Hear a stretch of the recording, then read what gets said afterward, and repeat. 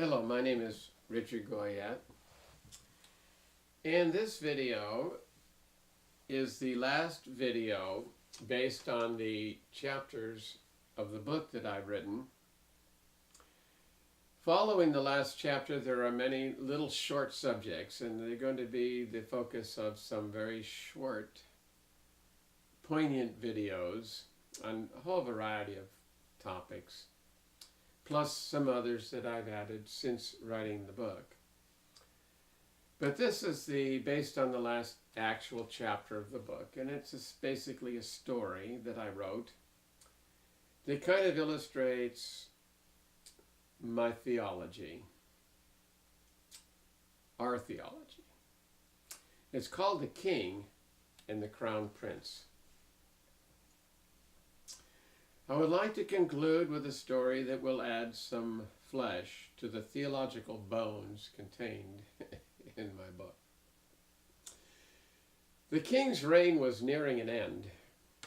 During his reign, poverty and corruption were rampant throughout the kingdom, making life miserable for all but the ruling elite and their favored minions. Both the rich and the poor were equally corrupt. The rich cared only about themselves and exploited the poor, and the poor not only hated the rich, but they also did not care very much at all for one another, and they fought bitterly over the meager rations that were left to them. The king was fully aware of the current state of the kingdom. In the past, it was thought by all that a truly egalitarian society could be achieved by means of strict legislation and a system of enforcement from the top down. Rulers were put in place and given the task of enforcing the rules and maintaining order. The system the king had put in place did not work because the rulers abused their power and completely disregarded the king's mandates. Instead of using their power and influence for the good of the people who were placed in their charge, they exploited them and treated them harshly and cruelly. They ignored the king's edicts and believed they could do whatever they wanted with impunity for two very good reasons. First, they had the king outnumbered, they believed. If they stuck together, it would always be the many against the one, and they would always have the upper hand. Secondly, they were confident that even if the king had the power to stop them, he would not do so.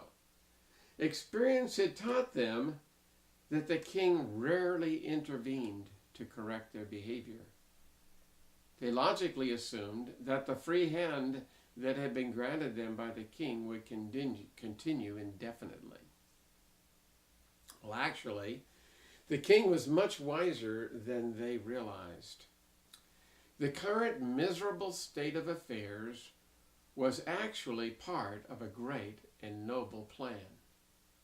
The people were kept in ignorance of this plan for two very good reasons. First, the plan would not work if the people were aware of it, and secondly, the next part of the plan would not be possible without the failures associated with the first part. Failure is an important part of any learning and growth process. Well, with the end of his reign in sight, the king was finally ready to turn over his kingdom to the crown prince, the sole heir to the throne. It would be the task of the crown prince to restore order to the kingdom, and by completely doing away with the present kingdom and creating an entirely new one in a completely different location. The transition from the old to the new kingdom would not be sudden. Time would be required to prepare everyone for life in the newly rebuilt kingdom. The crown prince would begin the process by going undercover and mingling with the populace, disguised as one of them. There are two reasons for this. First, he wanted to demonstrate under real-life circumstances exactly what type of attitudes and behaviors would be required for life in the new kingdom. Secondly, he wanted everyone to know exactly how much he loved and cared for them.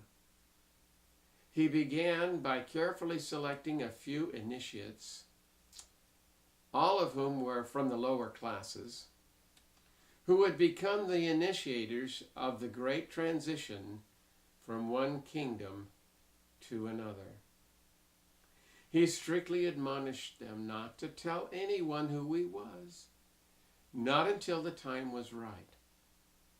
He provided them with many proofs of who he really was, and very patiently and painstakingly taught and demonstrated to them the attitudes and lifestyle that would be required for entrance into the new kingdom. In the new kingdom, rules of law and the enforcement penalties would be replaced by a completely different system. The new system would be based on only one rule, the rule of love. There would be no need for the enforcement of this rule because a strong desire for obedience to this rule would actually be built into all of the subjects. In other words, it would be impossible for anyone to break the rule because it would be against their very nature. In the beginning, the initiates had great difficulty understanding and accepting this. Their biggest question was this: how is it possible that anyone could achieve this level of perfection? How is it possible that anyone could qualify for entrance into this new kingdom? The crown prince, without telling them exactly how the process would work, just told them to trust him and that all things are possible. After a few years, when he felt the initiates were ready to carry on without him, the crown prince initiated the most important part of his plan.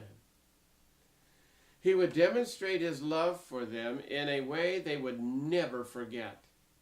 He wanted them to fully understand and believe that the power of love is more than able to overcome and completely do away with the powers of hatred, greed, and selfishness. He voluntarily allowed himself to be tortured, humiliated, and killed as an ultimate demonstration of not only his sacrificing love for them, but also of his commitment to non-violence. In the future kingdom, the rule of love will not be enforced by force or violence, instead by the power of example.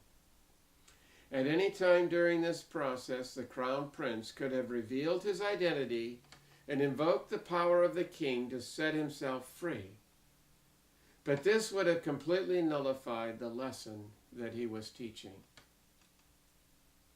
Another very important lesson the crown prince taught them came after he died. He rose up from the grave and proved to them that there is life after death. It turns out that in order to gain entrance into the new kingdom, one must first pass through the veil of death. After this, the crown prince returned to his father, and together they implemented the next phase of the transition from the present kingdom to the next. Together they would watch over each of their subjects individually.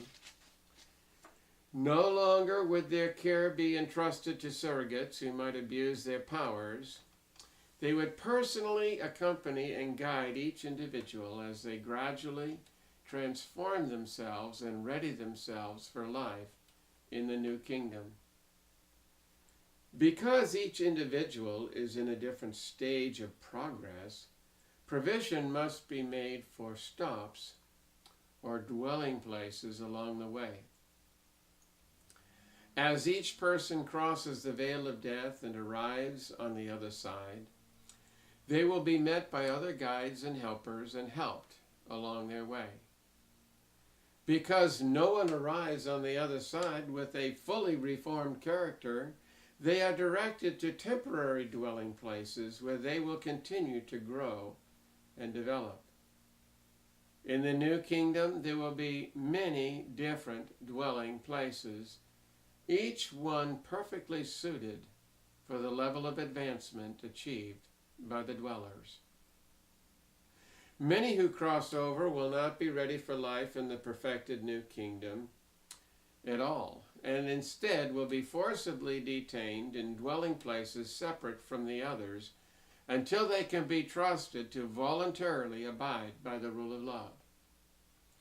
The important thing to keep in mind is that no one is abandoned forever by the King in these places.